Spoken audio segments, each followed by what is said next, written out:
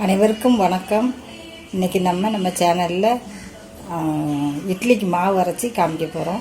அதுக்கு இப்போ அரிசி அளவு, உளுந்து அளவு எல்லாம் சொல்கிறேன்.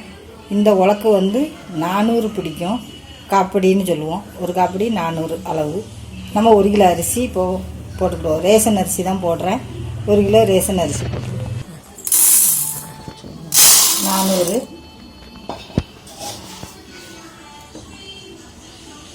800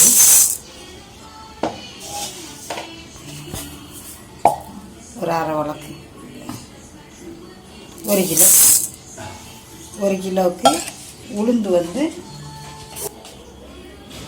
100 உளுந்து.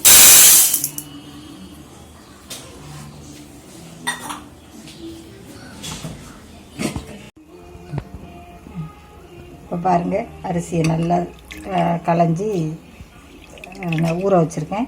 இது ஒரு 5 மணி நேரம் அரிசி, 4 மணி நேரத்துலேருந்து 5 மணி நேரம் வரைக்கும் அரிசி ஊறட்டும். பருப்பு உளுந்தம்பருப்பை நம்ம அரிசி கூடயே ஊற போடக்கூடாது. 1 மணி நேரம் 3/4 மணி நேரம் பருப்பு நனைஞ்சா போதும். அது அவ்வளோதான் ஊற வைக்கணும். ஊற வச்சு நம்ம அரைக்கணும். அரைக்கிறத நம்ம அரைக்கும்போது காட்டுறேன். ரேஷன் அரிசி எல்லா அரிசியும் தோசைக்கு இட்லிக்கு வந்துடாது. நம்ம அரிசி வாங்கும்போது இது வரும் வராதுன்னு தெரிஞ்சுக்கிறதுக்கு இந்த மாதிரி பார்த்து வாங்கணும். உருண்டை அரிசியாக இருக்கணும். நீல அரிசியாக இருக்கிறது ஒரு சில அரிசி தோசைக்கு வரலாம், இட்லிக்கு வராது. இது இட்லி தோசை ரெண்டுமே நல்லா வரும். இது கூட நம்ம வெந்தயமோ வேறு அவலோ வேறு எந்த ஒரு பொருளும் சேர்க்க வேண்டியதில்லை. அரிசியும் பருப்பும் மட்டுமே போதும். பஞ்சாக பந்தாக இட்லியை வச்சு காமிக்கலாம். நான் உங்களுக்கு இதை அரைக்கும்போது எப்படி அரைக்கலாம் அப்படிங்கிறத சொல்கிறேன். அரிசி பதத்தை மட்டும் இந்த மாதிரி உருண்டை அரிசி, இட்லி அரிசி கடையில் வாங்குகிறோம்ல அந்த மாடலே தான் இருக்கும் உருண்டை அரிசிங்கிறது. இது போட்டிங்கன்னா நல்லா வரும். தெரியாதவங்க ரேஷன் அரிசி எல்லா அரிசியும் போட்டுட்டு கஷ்டப்படக்கூடாதுங்கிறதுக்கு தான் இதை சொல்கிறேன். நம்ம இப்போது அரைக்கும்போது மாவு அரைச்சி காட்டுவோம். ஓகே ஃப்ரெண்ட்ஸ், அரிசி ஊற வச்சு 4 மணி நேரம் ஆச்சு. பருப்பு ஊறிட்டு நல்லா பருப்பு ஒரு 3/4 மணி நேரமாக ஊறியிருக்கு. அவ்வளோதான் போடணும். அதுக்கு மேலேன்னா பருப்பு பொங்காது. பருப்பு 2 மணி நேரம்லாம் ஊற வைக்கக்கூடாது. 3/4 மணி நேரம் மேக்ஸிமம், அந்த அளவு போதும். இப்போ நம்ம கிரைண்டரை ஆன் பண்ணி பருப்பை அரைக்க போடுவோம்.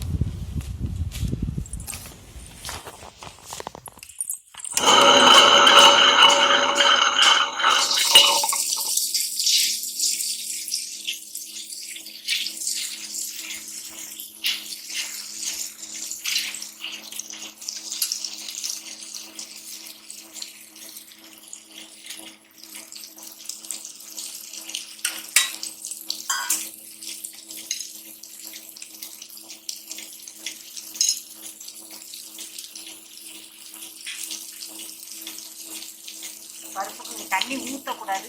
இப்படி தான் தெளித்து தான் அரைக்கணும். இப்போ இந்த அளவு தண்ணி தெளித்து அரைச்சிட்டு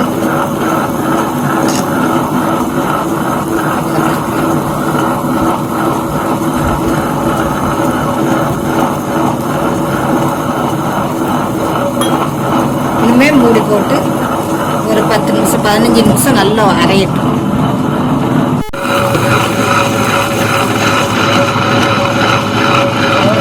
இப்போ கையை வச்சு கையில் ஒட்டாமல் இருக்கும்.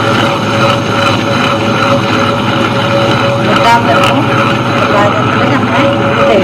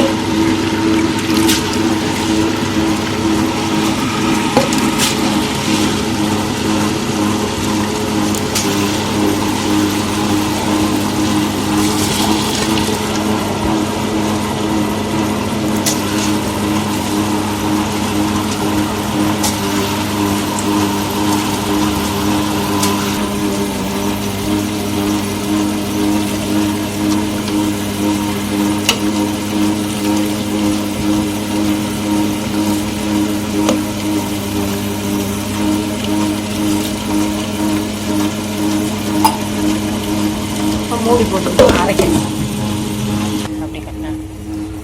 உளுந்து எடுத்தாச்சு. நம்ம இப்போ அரிசி போட்டிருக்கேன். அரிசி அரை போட்டுக்கிட்டு இருக்கு.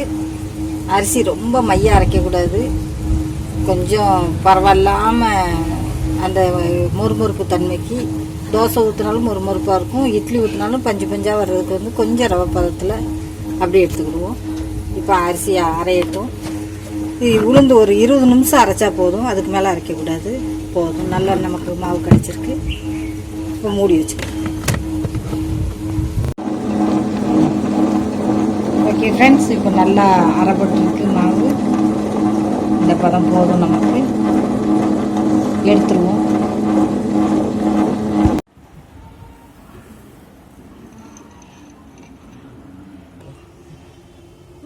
இப்போ உப்பு சேர்த்துக்கிடுவோம்.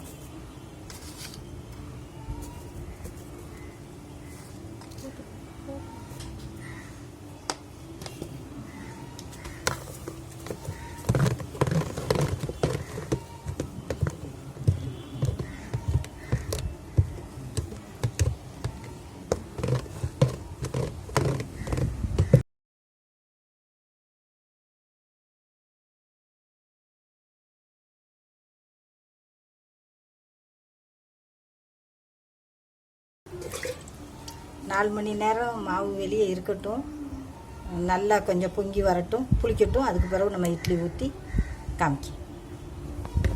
இப்போ நமக்கு மாவு அரைச்சி வச்ச மாவு நல்லா புளிச்சிட்டு நம்ம இப்போ இட்லி தட்டை எடுத்து வச்சு இட்லி ஊற்றிக்கிடுவோம். இட்லி சட்டியில் வந்து ஒரு சின்ன கொட்டை புளி போட்டுக்கோங்க தண்ணிக்குள்ளே, அப்படின்னா அந்த சட்டி கருக்காமல் நல்லா வெள்ளையாகவே இருக்கும்.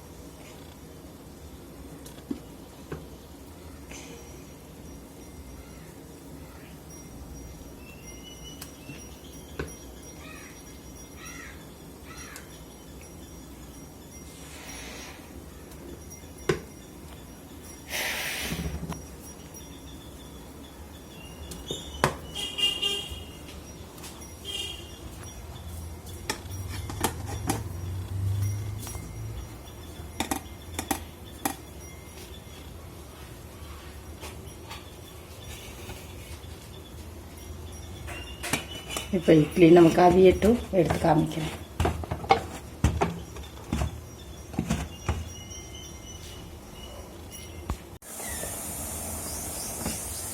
இப்போ இட்லி வெந்துருச்சு.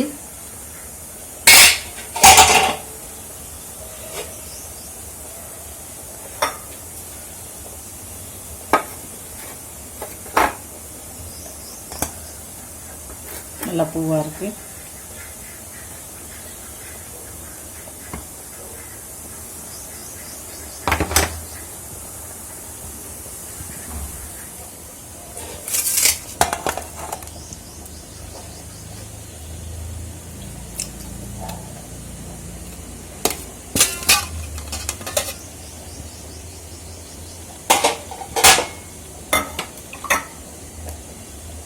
பாருங்க, துணியில் ஒட்டாமல் நல்லா சூப்பராக வந்துடும்.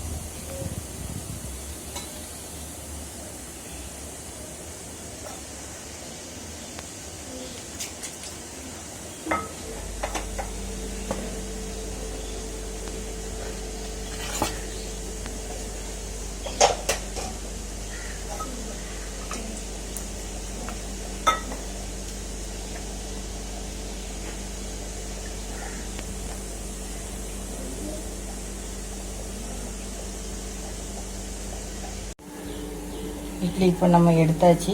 பாருங்க, இட்லி நல்லா இப்படி ஆடும், காற்றா இருக்கும். கீழே விட்டு நல்லா பஞ்சு பஞ்சாக இருக்கும், பூவாக இருக்குது. இந்த பக்குவத்துக்கு போட்டு அரைச்சி இட்லி ஊற்றுனீங்கன்னா இட்லி வராமல் இருக்காது. நல்லா சாப்பிட்டா பிள்ளைங்க மெத்துன்னு இருக்கும், நல்லா சாப்பிடும். சட்னி, ஒரு சாம்பார் சட்னியோடு இப்படி ஊற்றி பிள்ளைகளுக்கு கொடுக்கும்போது நல்லா சாப்பிடுவாங்க. நீங்களும் இது மாதிரி செஞ்சு பாருங்கள். எங்கள் சேனலை சப்போர்ட் பண்ணுங்கள், சப்ஸ்கிரைப் பண்ணுங்கள். அடுத்த வீடியோவில் மீட் பண்ணுவோம். தேங்க்யூ.